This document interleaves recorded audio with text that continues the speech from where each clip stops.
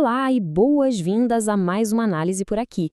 Hoje a gente vai falar sobre uma transformação profunda, daquelas bem silenciosas, mas que está reescrevendo a história do nosso país. Sabe aquela imagem clássica do Brasil dos livros antigos de geografia? Pois é, pode esquecer.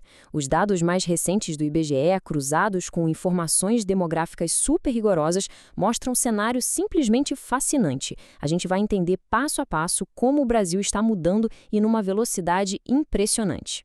E logo de cara fica a pergunta que não quer calar. O Brasil não é mais um país jovem? É só imaginar por um segundo o som de um coração batendo super acelerado e que, do nada, começa a desacelerar. Esse é exatamente o ritmo da nossa demografia atual.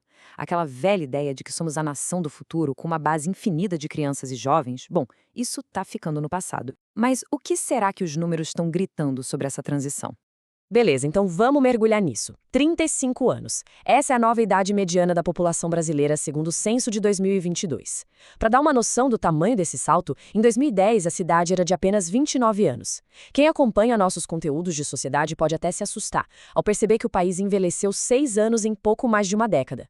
É o reflexo direto de uma nação que está amadurecendo muito rápido. Seção 1. Menos crianças e uma população mais velha. Acontece que o país está lidando com dois extremos demográficos ao mesmo tempo. A base da população está encolhendo, enquanto o topo está se alargando de um jeito totalmente inédito.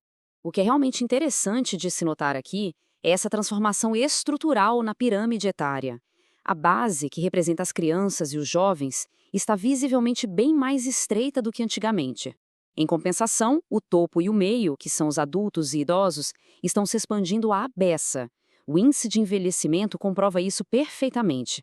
A gente saltou para 55,2 idosos para cada 100 crianças. É uma inversão impressionante. E grande parte desse estreitamento se deve a um número bem exato, 1,55. Essa é a taxa de fecundidade total no Brasil hoje, ou seja, a média de filhos por mulher. Se a gente voltar no tempo, lá para 1960, essa mesma taxa era de impressionantes 6,28 filhos. A queda é absurda e muda absolutamente toda a dinâmica do nosso crescimento populacional. Mas afinal, por que essa queda tão drástica aconteceu? A resposta está na própria evolução da nossa sociedade.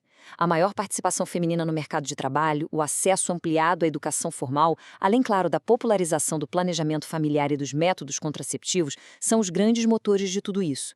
Hoje, a idade média para a maternidade subiu para 28,1 anos. E olha que dado curioso, mulheres com ensino superior completo têm, em média, apenas 1,19 filho. Focar na carreira e nos estudos altera, sem a menor dúvida, o nosso desenho demográfico. E enquanto nascem menos crianças, a população lá do outro lado do espectro cresce numa velocidade vertiginosa. Hoje, 15,8% da população brasileira tem 60 anos ou mais. Em números absolutos, a gente está falando de mais de 32 milhões de pessoas. E um detalhe muito fascinante é a feminização dessa longevidade. As mulheres vivem mais e no grupo de pessoas com 80 anos ou mais, elas já representam cerca de 62% do total. Basicamente, temos um Brasil grisalho e feminino no topo. Seção 2. A nova face da imigração. Só que não são apenas os fatores internos que moldam a nossa demografia. Forças globais também estão agindo por aqui. Pela primeira vez desde 1960, o Brasil registrou um aumento na imigração internacional. A população de residentes estrangeiros no país bateu a marca de 1 milhão de pessoas. Isso representa um salto gigantesco de 70,3% se compararmos com os dados lá de 2010. O país voltou a ser um destino para quem busca recomeçar, mas o perfil dessa galera mudou completamente. Historicamente, o Brasil recebia levas imensas de imigrantes europeus. Hoje, a realidade é outra. A proporção de imigrantes vindos da Europa despencou de quase 30% para apenas 12,2%. Em contrapartida, os fluxos vindos de outros países da América Latina simplesmente dispararam, saltando de 27,3% para 72%. E não dá para analisar isso sem olhar para a geopolítica. Grande parte desse aumento é puxado por 272 mil venezuelanos que vieram para cá. É uma migração sul-sul que está redefinindo o nosso perfil. Seção 3. O desafio da previdência social. Todas essas mudanças na população trazem um impacto financeiro muito imediato para o Estado. Com a inversão da pirâmide etária, cria-se uma pressão matemática gigantesca sobre o sistema de benefícios. A gente passa a ter um número cada vez maior de aposentadorias e pensões para administrar, enquanto a base de trabalhadores ativos e jovens, que são os grandes responsáveis por bancar esse modelo hoje, está encolhendo. Os relatórios são super claros e apartidários ao indicar a necessidade de monitorar de perto a sustentabilidade ao longo prazo de todo esse sistema. E aqui entra uma curiosidade absolutamente crucial para a gente entender o funcionamento das famílias brasileiras. Cerca de 21% dos domicílios no país dependem da renda de pessoas idosas para custear mais da metade das despesas de casa. A aposentadoria, em muitos casos, não sustenta apenas o idoso, ela sustenta filhos e netos. Por isso, qualquer desequilíbrio na previdência afeta a segurança e a mesa de múltiplas gerações que convivem sob o mesmo teto. Isso ilustra de forma brilhante como os dados exatos do censo são o grande alicerce do país. São essas informações que o governo utiliza como ferramenta para planejar os recursos. Sabendo exatamente a idade e o sexo de quem vive em cada região, o Estado consegue projetar direitinho onde construir hospitais focados na terceira idade, onde reestruturar escolas e como distribuir as doses exatas de vacina em grandes campanhas nacionais.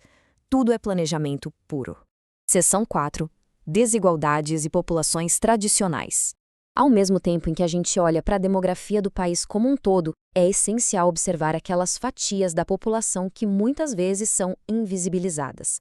As mudanças estruturais revelam desigualdades históricas, territoriais e raciais muito, mas muito profundas. Os dados educacionais escancaram as disparidades que ainda marcam o país. Olha só, quando pegamos a população geral de 15 anos ou mais, o analfabetismo entre brancos é de 3,6%, enquanto entre pretos ou pardos sobe para 8,9%. Mas o cenário mais grave mesmo aparece entre os mais velhos. Na faixa de 60 anos ou mais, enquanto o analfabetismo de idosos brancos é de 9,5%, entre os idosos pretos e pardos atinge alarmantes 27,1%. Por outro lado, um avanço importantíssimo do censo de 2022 foi jogar a luz de forma oficial e super detalhada sobre as comunidades tradicionais. Pela primeiríssima vez na história, documentou-se que mais de 167 mil quilombolas vivem dentro de territórios oficialmente delimitados e que esses territórios estão espalhados por 326 municípios. Ter esses números exatos em mãos é aquele passo fundamental para poder formular políticas públicas reais de proteção territorial e social. Bom, o ponto crucial de tudo que vimos até aqui é: o Brasil não é mais o mesmo. A mensagem central dos dados é que adaptar o país a uma população mais velha e diversificada vai exigir uma integração forte entre as políticas de saúde, assistência social e infraestrutura. Além disso, o desenvolvimento de verdade passa obrigatoriamente por enfrentar essas antigas desigualdades raciais e regionais, sempre com planejamento e recursos baseados em dados reais. O que nos deixa com a reflexão final: como uma sociedade vai se adaptar a essa realidade mais velha e diversa? É uma transformação imensa que exige ação agora, no presente, para garantir a qualidade de vida lá na frente. Fica aqui o nosso muito obrigado a quem acompanhou esta análise até o fim. Não deixem de se inscrever no canal Uma Noção de Tudo para não perder os próximos mergulhos no conhecimento. O espaço de comentários está super aberto para receber as opiniões sobre esses dados, então contem pra gente como essa mudança demográfica já está sendo sentida na região de cada um. Um grande abraço, bons estudos e até a próxima!